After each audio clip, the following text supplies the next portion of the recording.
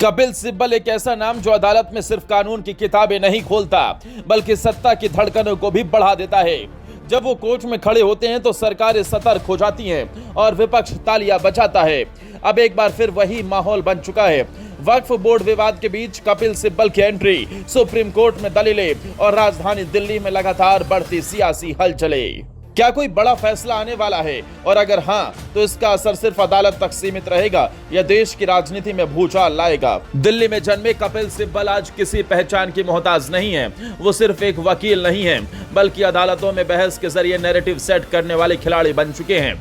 उन्हें देखकर कई बार ये कहा जाता है कि वो केस नहीं, पूरा विमर्श जीत जाते हैं। और अब जब देश में वक्फ बोर्ड को लेकर बड़ा विवाद खड़ा हो चुका है, तो कपिल सिब्बल की मौजूदगी फिर से सबकी नजरें खींच रही है। कपिल सिब्बल के पिता हीरालाल सिब्बल भी मशहूर वकील थे और कांग्रेस पार्टी से जुड़े थे। साल 2006 में उन्हें भारत सरकार ने पद्म भूषण से सम्मानित किया था। उसी विरासत को आगे बढ़ाते हुए कपिल सिब्बल ने न सिर्फ कानून में एक ऊंचा मुकाम हासिल किया, बल्कि कांग्रेस की राजनीति में भी महत्वपूर्ण पदों पर रहे। वो राज्यसभा सांसद और संचार, सूचना एवं कानून जैसे मंत्रालयों की जिम्मेदारी भी संभाले। लेकिन आज चर्चा उनके राजनीतिक करियर की नहीं, बल्कि उनकी उन दलीलों की हो रही है जो बार बार सरकार को असहज करती हैं। बात चाहे राम सेतु की हो या अयोध्या विवाद की, ट्रिपल तलाक की हो या अनुच्छेद 370 की, हर बार सिब्बल कोर्ट में मुस्लिम पक्ष की पैरवी करते दिखाई दिए हैं और इसी वजह से उन पर एजेंडा चलाने के आरोप भी लगते रहे हैं। राम सेतु, भगवान राम ऐतिहासिक नहीं पौराणिक पात्र हैं। अयोध्या केस, राम मंदिर निर्माण का विरोध। ट्रिपल तलाक, मुस्लिम पर्सनल लॉ का समर्थन। अनुच्छेद 370 हटाने का विरोध। अर्नब केस, सुप्रीम कोर्ट की नाराजगी। आप वकील हैं, प्रवक्ता नहीं। राम सेतु विवाद में कपिल सिब्बल ने कहा था कि भगवान राम इतिहास का हिस्सा नहीं, बल्कि एक धार्मिक आस्था है। इस पर उन्हें हिंदू विरोधी कहकर निशाना बनाया गया। बाबरी मस्जिद और अयोध्या मामले में भी उन्होंने मुस्लिम पक्ष का समर्थन किया और राम मंदिर निर्माण के खिलाफ कोर्ट में दलील दी।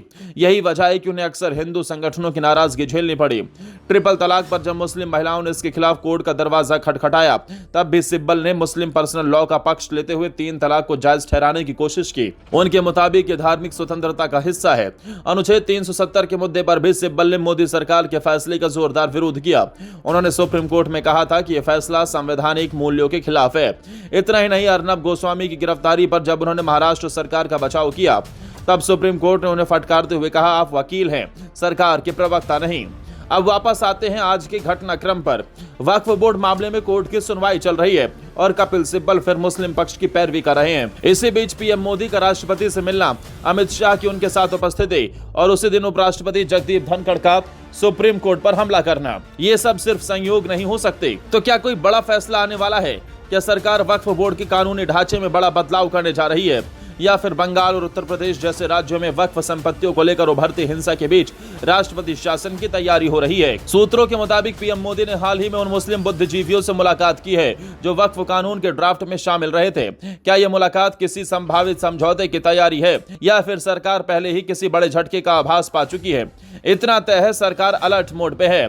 पीएम मोदी का अचानक कश्मीर दौरा रद्द होना, दिल्ली में लगातार उच्च स्तरीय बैठकों को बुलाया जाना और केंद्रीय कैबिनेट की चुप्पी, ये सब दर्शाता है कि कुछ बड़ा पक रहा है। संभावनाएं जो सामने आ रही हैं, वक्फ कानून में संशोधन या निष्क्रियता की घोषणा, सुप्रीम कोर्ट का फैसला जो मुस्लिम समुदाय या सरकार किसी एक को असहज कर सकता है, राष्ट्रपति शासन की संभावना, खासकर पश्चिम बंगाल में, राष्ट्रीय सुरक्षा से जुड़ा बड़ा अपडेट जो सार्वजनिक नहीं किया गया। इन सारी कड़ियों के बीच अगर कोई नाम सबसे ज्यादा चर्चा में है, तो वो है कपिल सिब्बल। कोर्ट में उनकी दलीलें जितनी तकनीकी होती हैं, उतनी ही राजनीतिक भी। वो कानून के रास्ते से राजनीति में हलचल पैदा करना जानते हैं। इसलिए जब जब वो कोर्ट में खड़े होते हैं, तब तब न सिर्फ फैसले पलटते हैं, बल्कि सत्ता की सोच भी बदलने लगती है। अब सबकी निगाहें 5 मई पर है। सुप्रीम कोर्ट क्या कहेगा, सरकार क्या कदम उठाएगी, और क्या देश एक और संवैधानिक बहस के मुहाने पर खड़ा है? जवाब आने बाकी है, लेकिन सवाल अब बहुत बड़े हो चुके हैं।